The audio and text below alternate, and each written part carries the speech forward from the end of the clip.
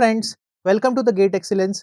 Friends, DBMS की इस video series में आज का हमारा टॉपिक है closure of an attribute set. Closure of an attribute set. Friends, हमें क्या करना है, जो एट्रीब्यूट सेट दे रखा है उसका क्लोजर पता करना है। ठीक है, अब ये क्लोजर है क्या, वो सबसे पहले मैं आपको बताता हूँ। Late alpha is the set of all the attributes.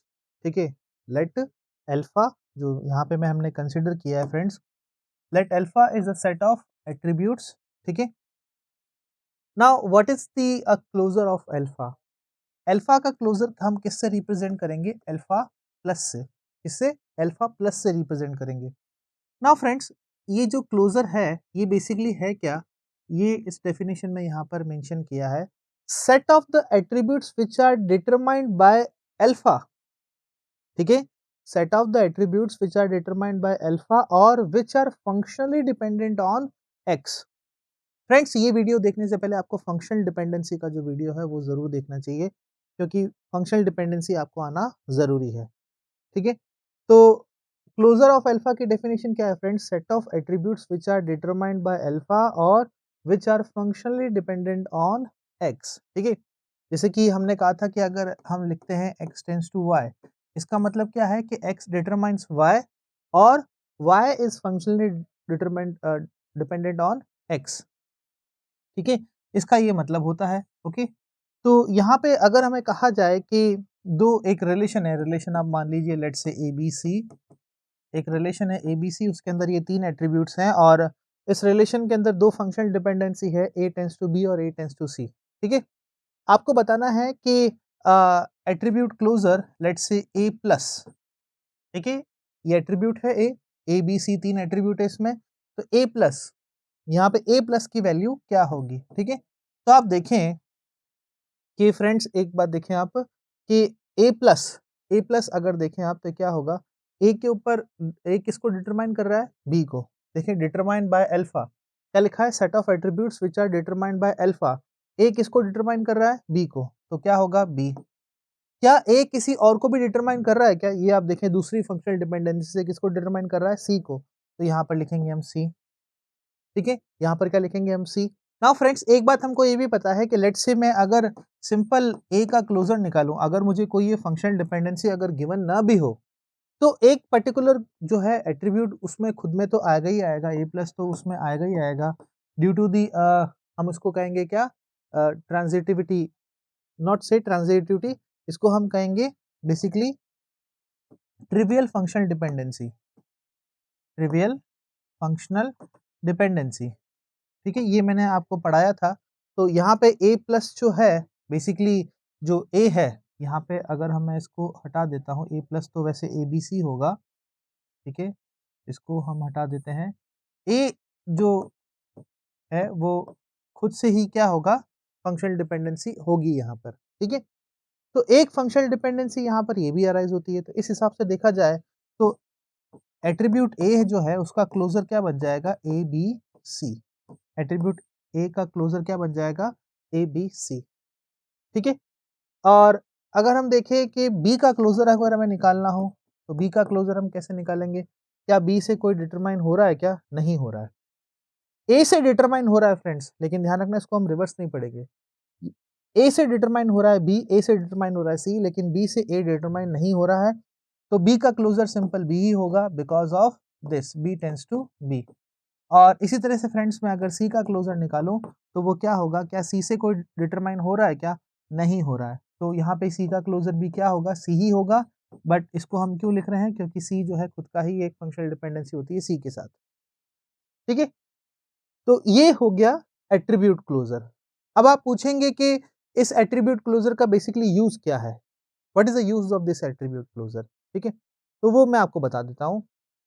जैसे कि हम यही एग्जांपल ले लेते हैं, मैं इसको यहाँ से रफ कर देता हूँ। ठीक है, तो हमने ए का क्लोजर निकाला। ठीक है, ए का क्लोजर निकाला, क्या आ रहा है, ए बी सी आ रहा है। ओके, और रिलेशन क्या दे रखा है हमें, आर ए बी सी, ये तीन एट्रीब्यूट्स हमें दे रखे हैं।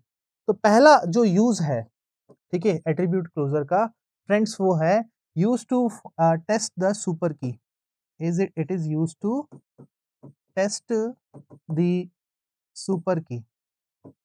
सुपर की को टेस्ट करने के लिए हम जो है किसका यूज में लेते हैं फ्रेंड्स, एट्रीब्यूट क्लोजर का यूज में लेते हैं। कैसे, देखिए आप ध्यान से, हमने ए का क्लोजर निकाला, क्या आ रहा है, ए बी सी आ रहा है। ए का क्लोजर हमने क्या निकाला, ए बी सी। अगर किसी पर्टिकुलर एट्रीब्यूट में, अगर उसका हम क्लोजर पता करते हैं और उसके अंदर अगर सारे एट्रीब्यूट्स आ रहे हैं, ध्यान से सुनिएगा फ्रेंड्स, अगर उसके अंदर सारे एट्रीब्यूट्स आ रहे हैं, ठीक है, मैं यहाँ पे लिख देता हूं, if it has all the attribute of relation, relation के सारे एट्रीब्यूट्स आ रहे हैं, then that attribute is a super key, ठीक है, वो उस रिलेशन की क्या होगा, सुपर की होगा। ठीक है, तो यहाँ पे ए जो है वो क्या होगा, सुपर की। ठीक है, तो हम इस तरह से जो है टेस्ट कर सकते हैं कि क्या कोई एट्रीब्यूट वो सुपर की है या नहीं है। ठीक है, तो पहला इसका यूज हो गया फ्रेंड्स क्या, use to test the a super key, use to test the super key, attribute closure का। ओके, नाउ फ्रेंड्स सेकंड जो यूज है एट्रीब्यूट क्लोजर का, वो क्या है, it is use to test the a functional dependency.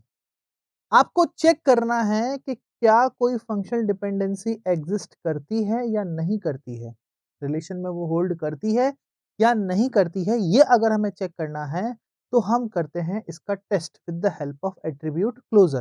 कैसे करेंगे, देखिए आप, बहुत सिंपल सा टेस्ट है यहाँ पर।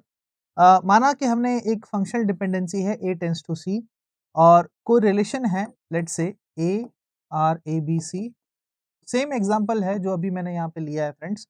तो हमने ए का क्लोजर निकाला तो वो क्या आ रहा है, ए बी सी आ रहा है। अब आप देखें कि इस ए टेंस टू सी में, ठीक है, ए टेंस टू सी में जो राइट हैंड साइड है, यहाँ पे राइट हैंड साइड में कौन सा एट्रीब्यूट आ रहा है, सी आ रहा है। ठीक है, राइट हैंड साइड में एट्रीब्यूट सी आ रहा है, क्या ये सी एट्रीब्यूट एट्रीब्यूट क्लोजर में प्रेजेंट है या नहीं है। क्या ये सी एट्रीब्यूट जो RHS है इसका, ये एट्रीब्यूट क्लोजर में प्रेजेंट है या नहीं है।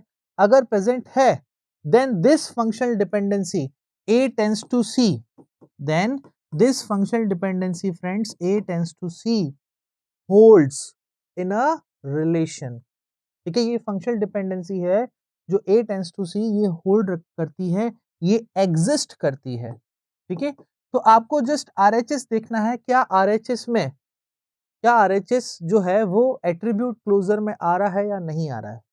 ओके, अगर एट्रीब्यूट क्लोजर में प्रेजेंट है तो वो फंक्शनल डिपेंडेंसी जो है वो एग्जिस्ट करती है, वो होल्ड करती है, अदरवाइज वो फंक्शनल डिपेंडेंसी जो है वो एग्जिस्ट नहीं करती है।